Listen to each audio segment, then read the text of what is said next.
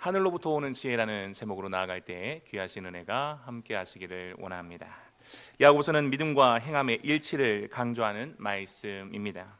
특히 초대교회 성도들은 박해와 혼란 속에서 올바른 믿음을 지키기 위해서 노력해야만 했습니다. 야고보가 오늘 말씀에서 그들에게 진정한 지혜의 본질이 무엇인지 그 열매에 대해서 말씀하고 있는 것입니다.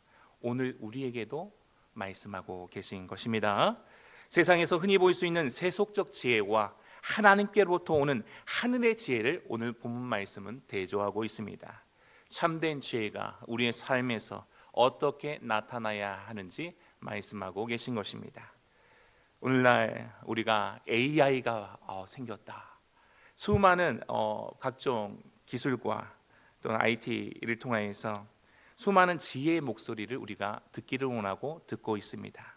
하지만 그 중에 무엇이 참된 지혜인지 분별하고 하나님의 뜻에 맞게 살아가는 것이 가장 중요합니다.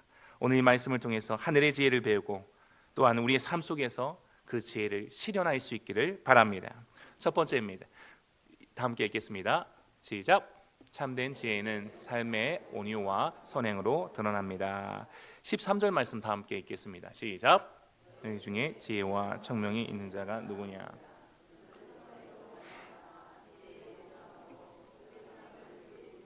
아멘. 야고보는 이렇게 묻습니다. 너희 중에 지혜와 청명이 있는 자가 누구냐? 이 질문은 단순히 누가 똑똑하냐고 묻는 것이 아닙니다. 우리는 흔히 지식이 많거나 세상의 정보를 잘 꿰고 있는 것을 지혜 또는 총명이라고 오해할 때가 많습니다. 그러나 그것이 아닙니다. 지혜와 총명이 있다면 말로만 증명하지 말고 삶으로 보여주라 하는 것입니다. 삶으로 보여주는 그것이야말로 지혜다 하는 것입니다. 그 행함으로 보이라고 야고보는 강조하고 있습니다. 여기서 행함이란 단순히 선한 일을 한두 번 하는 것을 넘어 일상생활 모든 전반에서 나타내는 계속적인 선한 행동과 태도의 하나됨을 말씀하고 있는 것입니다. 야고보서 2장 17절 18절 말씀에서 행함이 없는 믿음은 그 자체가 죽은 것이라 분명히 말씀하였습니다. 믿음과 행함이 분리가 될 수 있습니까?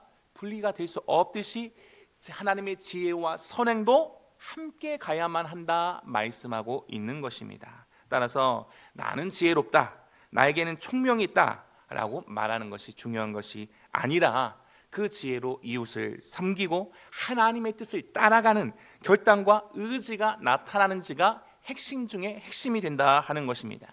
특히 13절 후반부에서 야고보는 지혜의 온유함으로 그 행함을 보이라고 말씀합니다. 온유함은 단순히 부드럽고 소심한 태도가 아니라 스스로를 절제하고 상대를 배려하며 하나님의 뜻을 위해서 기꺼이 자기 권리를 내려놓는 하나님의 적극적인 성품을 말하는 것입니다. 예수님께서 나는 마음이 온유하고 겸손하니 내게 배우라 말씀하였을 때 이때도 이 단어 프라우테스라고 하는 이 온유함이 쓰여졌습니다. 예수님께서 이 온유함의 참뜻을 몸소 보여주셨습니다. 어떤 것이었습니까? 예수님은 하늘 영광을 버리고 죄인인 우리를 위하여서 이 땅 가운데 내려오셨고 섬기셨고 결국 십자가에 달리시기까지 스스로를 낮추셨다라는 것입니다. 할렐루야. 따라서 지혜의 온유함이란 하나님을 경외하는 마음에서 나오는 겸손과 다른 사람을 향한 사랑이 조화를 이루는 것이다. 조화를 이루는 성품이 된다 하는 것입니다.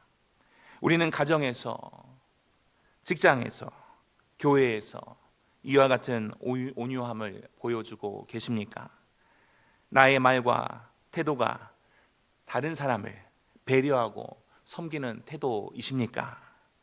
교회와 직장에서 누군가 의견이 다를 때 내 주장을 세우기에 앞서 상대방의 관점을 들어보고 존중해 줄 수 있다고 한다면 그것은 지혜의 온유함의 모습입니다. 그러나 나는 듣기 싫어, 내 말만 할래, 그것은 맞지 않습니다. 회의나 의사결정 상황에서 너그럽게 상대를 대하고 교회 공동체 안에서 섬김으로 주님의 사랑을 실천하실 수 있기를 바랍니다. 우리는 세상의 지혜가 아니라 하나님의 능력이요 지혜 되신 예수 그리스도를 따라 사는 자들이기 때문입니다. 한번 따라서 한번 기도해 볼까요? 기도문이 있나요?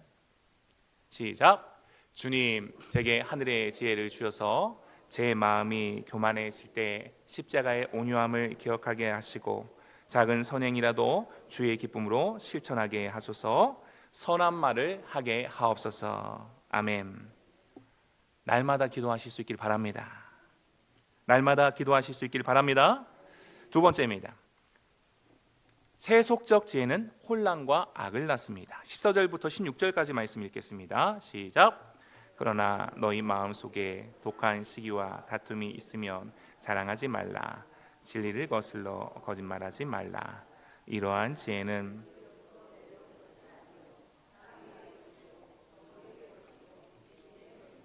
시기와 다툼이 있는 곳에는 혼란과 모든 악한 일이 있습니다. 아멘. 야고보는 세속적 지혜의 특징과 결과를 그 실체를 적나라하게 폭로하는 것처럼 말씀하고 있습니다.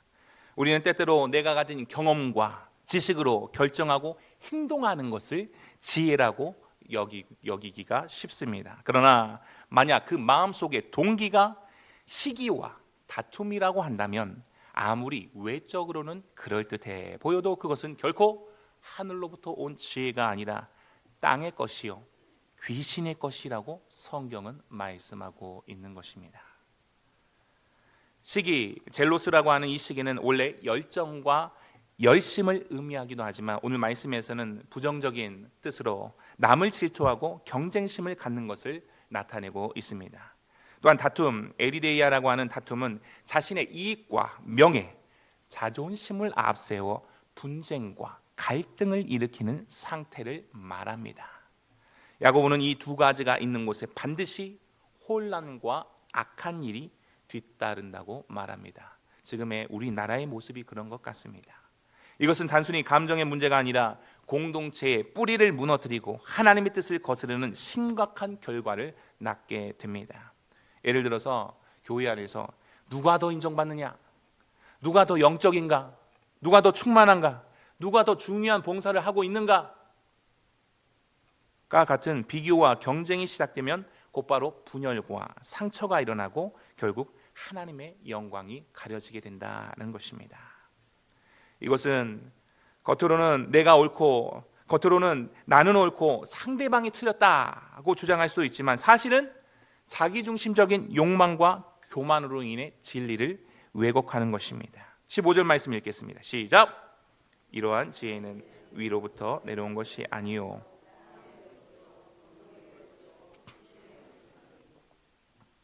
말씀에서 말하듯 이런 지혜는 위로부터 온 것, 하나님의 지혜가 전혀 아니라고 말씀하고 있습니다. 오히려 땅의 것이요 정욕적이며 귀신의 것이기 때문에 결국 영혼을 망가뜨리고 공동체를 어지럽히며 하나님의 뜻을 회방하는 것이다 라는 것입니다. 사무엘상 18장에서 어떤 일이 일어났습니까? 사울왕이 다윗을 시기하여 끊임없이 죽이려 했습니다. 그런데 처음부터 그랬습니까? 아니지요. 사울은 처음에는 다윗을 귀하게 여기기도 했습니다. 점차 백성들의 찬양하는 소리가 누가 더 높아요? 다윗이 높아지자, 다윗에게 집중되자 시기와 다툼의 마음이 그 안에서 일어나게 됩니다. 결국 영적으로 완전히 무너지게 되어버린 것입니다. 우리가 흔히 겪는 갈등과 다툼을 한번 생각해 보시기를 바랍니다. 시기로 인해 관계가 깨어지고 다툼으로 인해 공동체가 혼란에 빠지기도 합니다. 이러한 태도는 하나님이 원하시는 모습이 아닙니다. 마가복음 9장에서 제자들이 누가 더 큰지 다투는 장면을 우리가 알고 있습니다. 제자들은 서로를 질투하며 경쟁했지만 예수님께서는 이렇게 말씀하셨습니다. 마가복음 9장 25절 말씀 읽겠습니다. 시작. 예수께서 앉으사 12 제자를 불러서 이르시되 누구든지 첫째가 되고자 하면 무사람의 끝이 되며 무사람을 섬기는 자가 되어야 하리라 하시고. 아멘. 세속적인 지혜는 내가 더 높아져야 한다. 나 높은 데 있는 사람이야. 너는 거기 낮은 데 있잖아. 높은 곳에 있어야 한다. 높아져야 한다라는 욕망을 부추깁니다. 그러나 예수님은 오히려 낮은 자의 자리, 섬기는 자의 길이 진정한 크고 높은 길이다 말씀하고 계신 것입니다. 혹시 우리의 마음과 언행 속에 시기와 다툼이 자리 잡고 있지는 않으십니까? 예를 들어 다른 사람이 인정받고 칭찬받을 때 질투를 느끼거나 내 의견이 받아들여지지 않았다고 해서 분노하고 있지는 않은지 돌아보셔야 합니다. 가정에서, 직장에서, 교회 봉사 현장에서 왜 저 사람만 대접받는 거야? 왜 내 수고는 아무도 알아주지 않는 거지? 하는 마음이 들 때가 있습니다. 그런 순간은 사실 내 안에 교만과 시기가 고개를 드는 시점인 것입니다. 우리는 항상 믿음이 일어나야 할 자인 것인데 내 안에 교만과 시기가 싹이 트고 일어나고 있는 증상이 된다라는 것입니다. 이럴 때 우리는 어떻게 해야 합니까? 어떻게 해야 합니까? 주님 앞에 겸손히 무릎 꿇고 우리의 마음을 주님께 내려놓아야 할 줄로 믿습니다. 기도문 읽겠습니다. 시작. 주님, 제 마음 깊은 곳에 숨어있는 시기와 다툼을 제거하여 주옵소서. 세상의 지혜, 세속적 지혜가 아닌 하늘의 지혜를 구합니다. 아멘. 정말 그러기를 원하십니까? 하늘나라의 시민권자 된 우리 온 성도님들은 이와 같은 지혜를 구하실 수 있기를 바랍니다. 이렇게 기도하는 모든 성도님들마다 성령님께서 그 마음을 부드럽게 녹이시고 화평의 길로 이끌어 주실 것을 믿습니다. 시기와 다툼으로 얼룩진 삶은 결국 혼란과 악한 결과를 가져온다 말씀합니다. 이 야고보의 경고를 무겁게 받아들이실 수 있기를 바랍니다.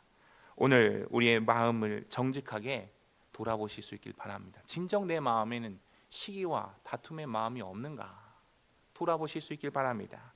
십자가 앞에서 진심으로 회개하고 돌이키는 은혜가 우리 모두에게 더욱 임하시기를 원합니다. 세 번째입니다. 다 함께 읽겠습니다. 시작. 하늘의 지혜는 화평과 의의 열매를 맺습니다. 17절, 18절 말씀 읽겠습니다. 시작. 이로부터 난 지혜는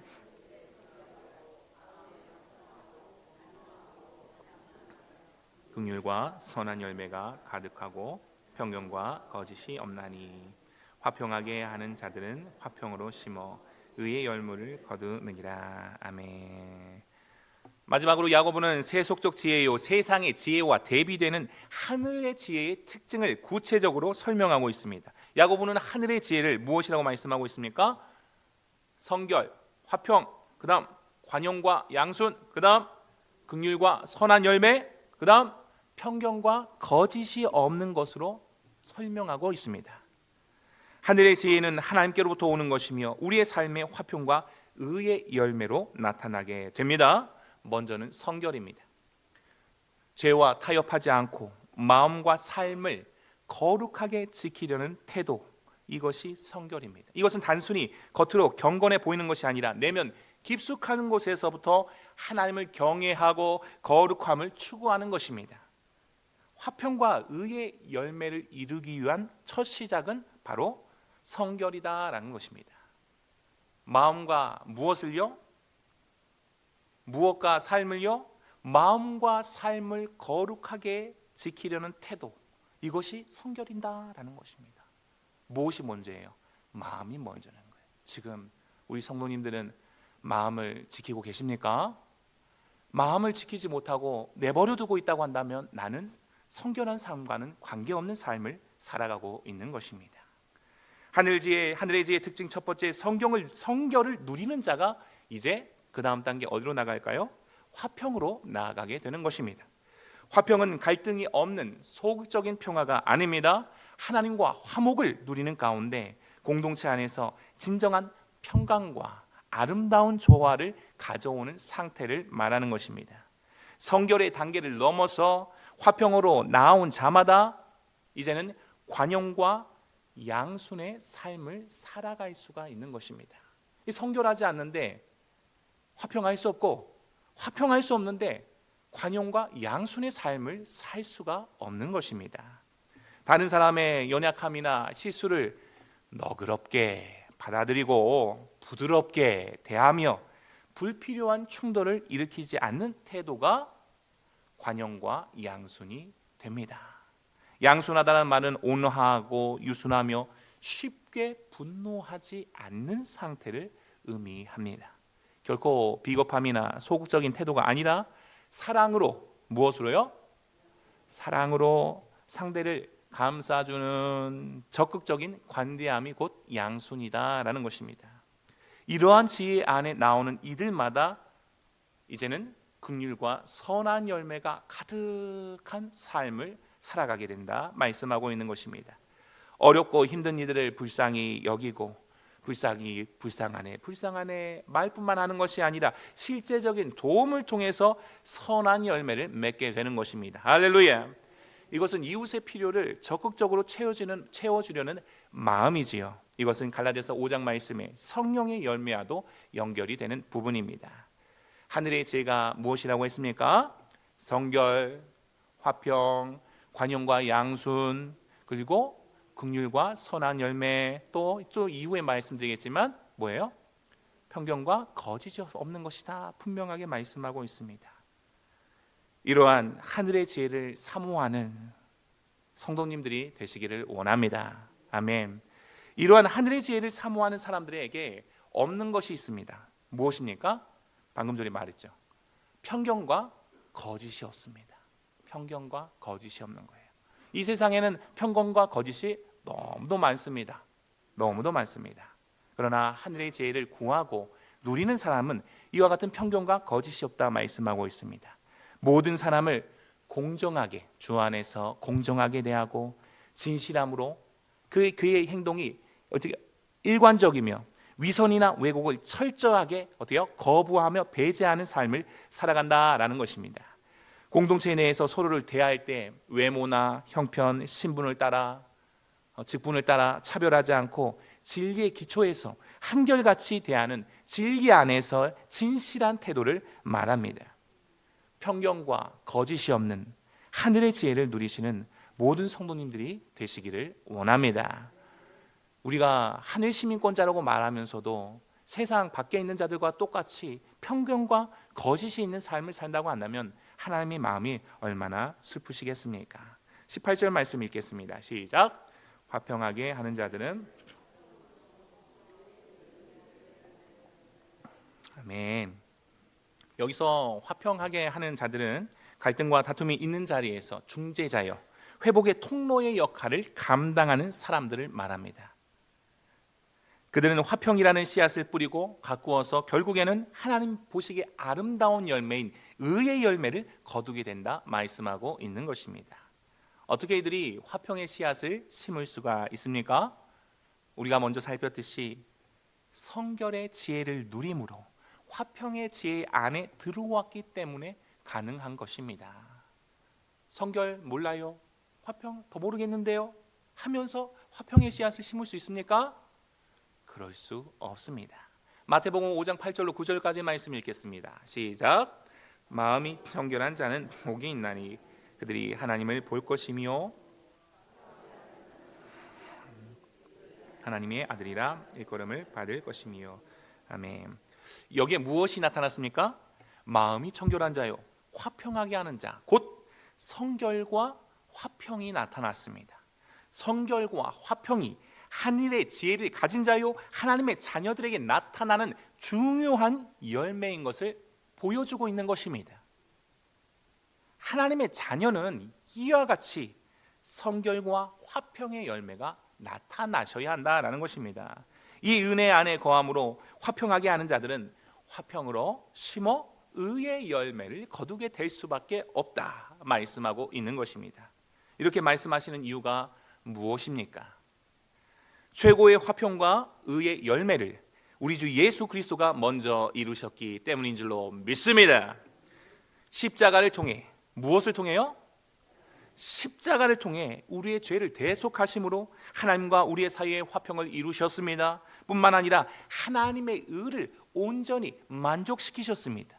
최고의 화평과 의의 열매를 예수님은 십자가의 죽으심과 부활을 통해 다시 사심을 통해서 이루어내신 것입니다. 할렐루야. 독생자 예수 그리스도로 말미암아 하나님과 화평케 된 우리 또한 예수님을 따라 화평의 도구로 살아가야 함을 말씀하는 것입니다. 아멘. 화평은 예수님만 이루세요, 하나님만 이루세요, 저는 제 마음대로 할 거예요, 그렇게 될 수가 없다라는 것입니다. 우리 성도님들은 어떠한 삶을 지금 바라보시고 살아가고 계십니까? 지금의 삶 가운데 화평의 씨앗을 심고 계십니까? 화평의 씨앗을 심고 계십니까? 아니면 다른 이들에게 불안의 씨앗이요, 초조함의 씨앗이요, 두려움과 염려의 씨앗이요, 마음의 아픔의 씨앗을 뿌리고는 계시지 않습니까? 만약 그렇다고 하신다면 회개하시길 바랍니다. 회개하면 됩니다. 이 말씀이 지금 우리에게 무엇을 말씀하고 있습니까? 돌아오라 말씀하고 있는 것입니다. 모든 인간관계에서는 다툼이 생길 수 있습니다. 그때 내가 먼저 화해할 이유가 없지, 내가 높은 자리에 있는데, 이러한 생각 대신 내가 먼저 화평의 씨앗을 심겠다. 무슨 씨앗을 심겠다요? 맞아요. 가정에서 일터에서든 봉사를 하든지 간에 교회에서도 마찬가지고 갈등이 없을 때가 있어요, 없어요? 갈등이 있을 수가 있고 있습니다. 그러할 때마다 내가 먼저 화평의 씨앗을 심겠다 하는 그 마음으로 나아가실 수 있기를 바랍니다. 왜냐하면 최고의 화평, 우리 주 예수 그리스도가 그 십자가로 이루셨잖아요. 십자가로 이루셨을 때, 화평을 이루셨을 때 예수님이 멀쩡하셨습니까? 아니죠. 모든 고난과 아픔과 찢김과 상함, 생명까지 내놓으시면서까지 화평을 이루셨다는 거예요. 근데 그 화평은 예수님이나 이루시고 저는 제 마음대로 할 거라니까요. 제가 먼저 뭔 화평의 씨앗을 심어요. 저 그럴 수 없어요. 그래서는 안 된다라는 것입니다. 내가 먼저 화평의 씨앗을 심겠다라고 나아가실 수 있길 바랍니다. 이것이 하나님의 의를 이루는 길이 된다, 성경은 말씀하고 있는 것입니다. 하늘의 지혜를 가진 사람은 갈등 속에서도 성결과 화평의 태도로 사람들을 대하며, 그렇게 대함으로 말미암아 서서히 하나님의 능력, 복음의 능력으로 말미암아 주의 선한 영향력이 흘러 주의 사랑과 은혜가 흘러 가게 되어지는 것입니다. 사랑과 은혜가 흘러가면 어떻게 될까요? 모든 부정한 것이 떠나가게 되어지고 연약한 것들이 회복되어지는, 일어나는 역사가 일어나게 된다라는 것입니다. 이 자리에 모인 우리 모두가 화평의 씨앗을 심어 결국 의의 열매를 맺는 하늘의 지혜의 사람이 되실 수 있기를 바랍니다. 우리 모든 성도님들이 하늘의 지혜를 구하며 모든 관계 속에서 화평을 이루며 긍휼과 사랑으로 하나님께서 기뻐하시는 의의 열매를, 화평의 열매를 맺어가실 수 있기를 바랍니다. 말씀을 맺겠습니다. 오늘 우리는 두 가지 지혜를 살펴보았습니다. 참된 지혜는 온유와 선행으로 드러나며 행함으로 검증된다, 나타나게 된다 말씀하였습니다. 또한 세속적 지혜는 시기와 다툼을 일으키고 결국 혼란과 악한 열매를 맺을 수밖에 없음을 살펴보았습니다. 그러나 하늘에서 오는 지혜 무엇이라고 했습니까? 성결, 화평, 관용과 양순, 긍휼과 선한 열매, 편견과 거짓이 없음. 이 지혜는 이러한 태도와 이러한 믿음의 모습으로 나오게 된다 말씀하였습니다. 이와 같은 믿음의 자세로 나아가는 자들마다 하나님께서 기뻐하시는 의의 열매가 풍성히 열린다고 분명히 말씀하였습니다. 우리로서는 할 수 없습니다. 그러나 보혜사 성령님께서 우리 성도님들 안에 계시니 성령님의 도우심을 구하며 나아갈 때에 온유와 화평의 본을 보여주신 예수님을 따라 하나님께서 기뻐하시는 하나님의 일을 넉넉히 감당하게 되실 줄로 믿습니다. 시기와 다툼이 아닌 하나님의 지혜로 화평의 도구로 살아가실 수 있기를 바랍니다. 날마다 화평의 씨앗을 심어 의의 열매를 거두는 모든 성도님들의 삶을 통해 가정과 교회, 이 나라와 온 세상 위에 하나님 나라가 아름답게 더욱더 세워져 가기를 소망합니다. 매일의 삶 가운데 성령님께서 우리 온 성도님들의 마음을 부드럽게 변화시키시고 하늘의 지혜의 열매를 풍성히 열매 맺게 하시기를 주님의 이름으로 축원합니다. 함께